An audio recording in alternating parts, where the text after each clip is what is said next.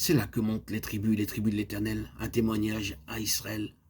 Psaume 122. Quel est donc ce témoignage? C'est le témoignage de Sion lui-même.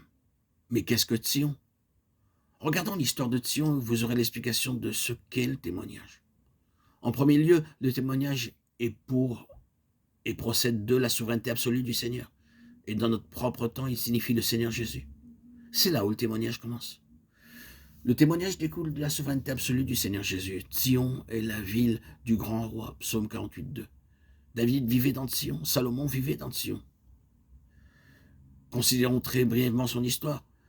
Vous vous rappelez probablement que la première mention de Jérusalem dans Genèse 14:18 était en relation avec Melchisédek qui était roi de Salem. C'est le premier nom de Jérusalem. Melchisédek était prêtre du Dieu très haut, mais il est aussi roi de Salem. La première mention de Sion ou Jérusalem est liée à la royauté en relation avec le sacerdoce.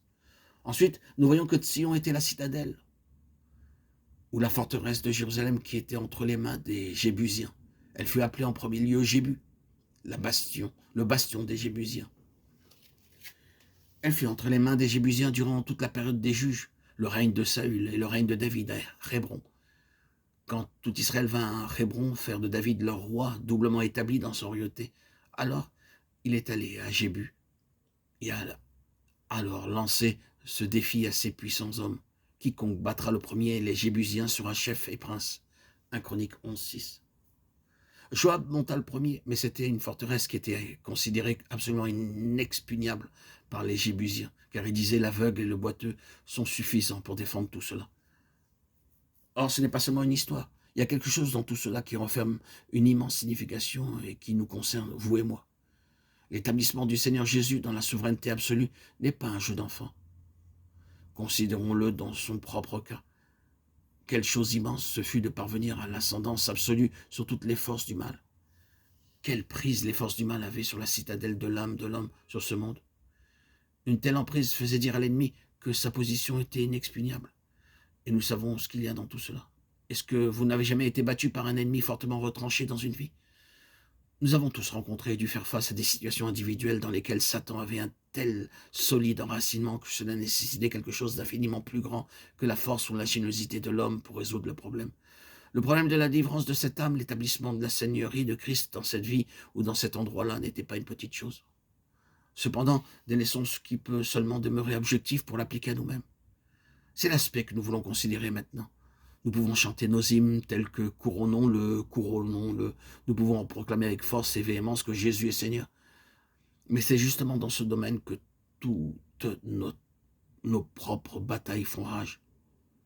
N'avez-vous jamais polémiqué avec le Seigneur dans des domaines de votre propre vie où l'issue de la controverse était la suivante? Est-ce qu'il va être au Seigneur dans tout cela? N'avez-vous jamais fait face à des situations, à des circonstances où il paraissait évident pour tout le monde que le diable avait la maîtrise de la situation, qu'il avait conquis le terrain et le fortifié, comme s'il en était Seigneur et Maître?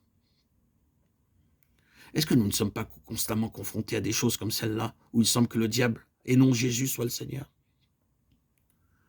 Cela se présente à nous, dans notre propre vie spirituelle, comme une immense épreuve de la foi. Je pense que les expériences dans lesquelles le peuple de Sion est introduit ne sont pas les expériences ordinaires de la vie chrétienne, ni les persécutions, les tentations ordinaires et les difficultés inhérentes au fait d'être chrétien. Ces situations sont beaucoup plus spirituelles et nous impliquent profondément. Et parfois, la foi est éprouvée sur la base de cette question. Est-ce que Jésus est Seigneur malgré tout cela? Regarde la situation, regarde aux circonstances, regarde les forces qui semblent la contrôler. Jésus est-il Seigneur? J'espère que je ne scandalise personne. Vous pouvez ne pas avoir eu cette expérience. Dans ce cas, ne soyez pas scandalisés, ne vous inquiétez pas de cela. Mais certains savent de quoi je veux parler, car ils ont été dans le tourbillon de ces épreuves spirituelles, soulevant la question de savoir si après tout le Seigneur était réellement Seigneur.